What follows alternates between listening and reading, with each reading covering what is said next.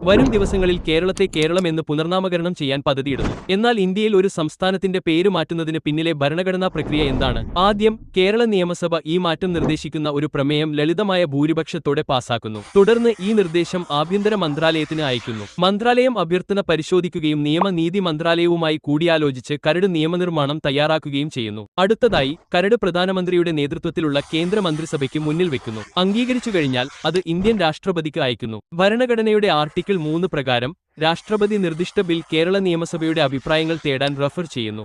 ഒരു നിശ്ചിത സമയത്തിനുള്ളിൽ നിയമസഭ പ്രതികരിക്കണം. ഒരു പ്രധാന കാര്യം ഇതാ: നിയമസഭ നിർദ്ദേശത്തെ എതിർത്താലും അതിന്റെ അഭിപ്രായം പാർലമെന്റിനെ ബാധിക്കില്ല. നിയമസഭയുടെ അഭിപ്രായങ്ങൾ ലഭിച്ച ശേഷം പാർലമെന്റിൽ ബിൽ അവതരിപ്പിക്കുന്നതിന് ആവശ്യമായ ഔപചാരിക ശുപാർശ നൽകാൻ കേന്ദ്ര മന്ത്രിസഭ പ്രസിഡന്റിനെ ഉപദേശിക്കുന്നു. തുടർന്ന് ബിൽ ലോക്സഭയിലോ രാജ്യസഭയിലോ അവതരിപ്പിക്കാം. കൂടാതെ ഇരുസഭകളിലും ലളിതമായ ഭൂരിപക്ഷത്തോടെ പാസാക്കണം. ഇരുസഭകളും ബില്ലിന്